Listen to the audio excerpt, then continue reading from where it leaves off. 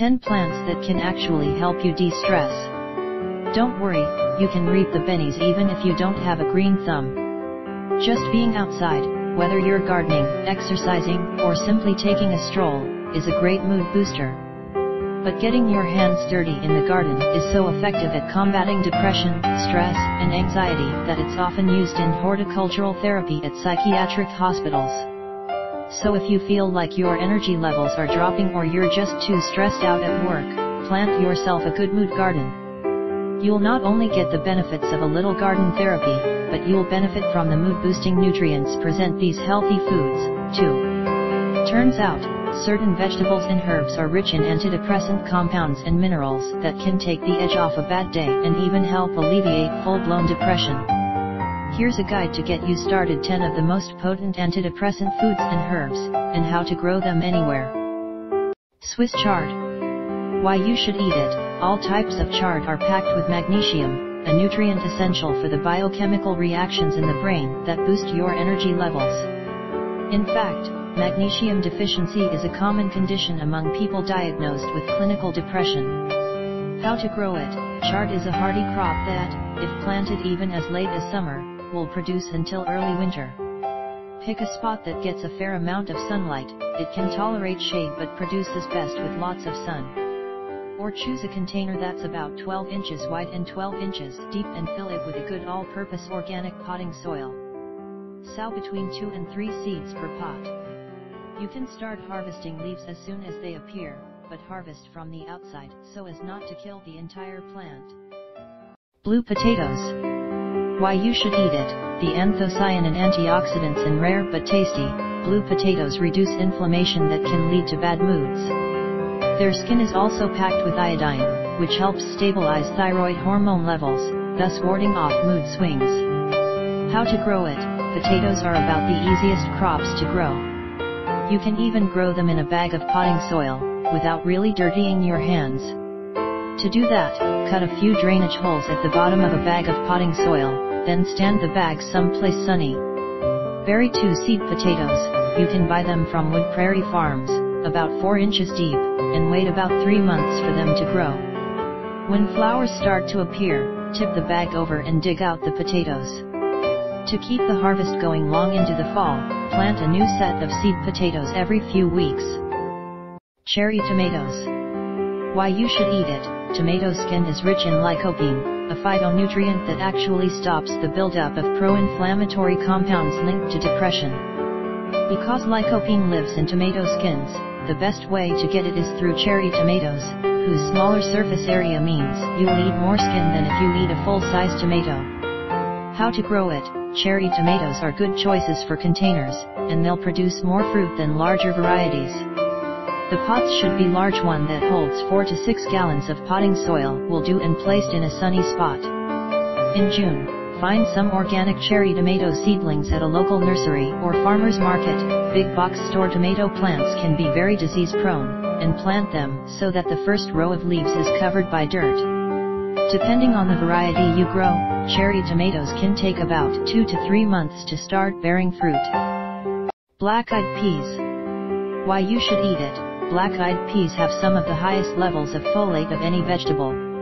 It's thought that folate plays a role in creating dopamine, serotonin, and norepinephrine, 3 brain chemicals that, when absent, can make you forgetful, irritable, and unable to sleep. How to grow it. Black-eyed peas need long summers with temperatures averaging between 60 degrees and 70 degrees Fahrenheit, which is why they are so commonly grown down south. They need warm days and warm nights, with lots of sun and water. After you plant them, they'll be ready to harvest in a little over 3 months. You can eat them fresh off the vine, or leave them on the vine until they dry. You'll hear seeds rattling around in the pots, and save them to eat all winter. Oregano. Why you should eat it. Oregano is rich in caffeic acid, quercetin, and rosmarinic acid, all components that combat depression, fatigue, and anxiety. How to grow it. Oregano, like most herbs, is easy to grow. Look for a seedling at a local nursery, pot it, and just water as needed, leaving the soil on the dry side. It thrives better in containers, but make sure your pot is fairly large, at least 12 inches across, as this plant can grow pretty quickly. Sunflowers. Why you should eat it. Sunflower seeds are a great source for the antidepressant phenylalanine, an amino acid the body turns into norepinephrine. How to grow it. Sunflowers like sun, obviously, but be sure to plant them in a sunny spot on the north edge of your yard or garden so they don't cast too much shade on other sun-loving plants. Plant your seeds after the last frost. Towards the end of summer, the flowers start to wilt and the seed heads ripen and droop. When the seeds and the seed heads start to turn brown, cut them along with 2 feet of stem and hang upside down in a dry, well-ventilated place, such as a garage or attic, until fully dry. Store in plastic bags for birds and animal food. To eat, soak overnight in water, or strong salt water. If a salty flavor is desired, drain, spread on a shallow baking sheet, and roast for 3 hours at 200 degrees Fahrenheit or until crisp. Chamomile. Why you should drink it. There's a reason a cup of chamomile tea just before bed helps you sleep. Chamomile is one of these 8 foods that help you fall asleep fast. Just like oregano, it's rich in stress-reducing caffeic acid and quercetin, but it tastes much better in the form of tea, which you can make from your garden herbs by steeping chamomile flowers in boiling water for about 10 minutes. How to grow it. German chamomile is best for teas, as opposed to other varieties that can taste bitter. Since it can grow wild and take over your garden, it's best suited for containers. A small container about 6 inches wide by 6 inches deep will suffice, but a bigger pot will yield a bigger harvest. It prefers full sun and should be planted in late spring, when there's no risk for frost. Evening primrose. Why you should eat it. Evening primrose is technically a wildflower. Its seeds have the highest levels of tryptophan, which your body uses to make mood-boosting serotonin, of any plant. In the fall, when the flowers mature, the flower seed pods begin to fill up.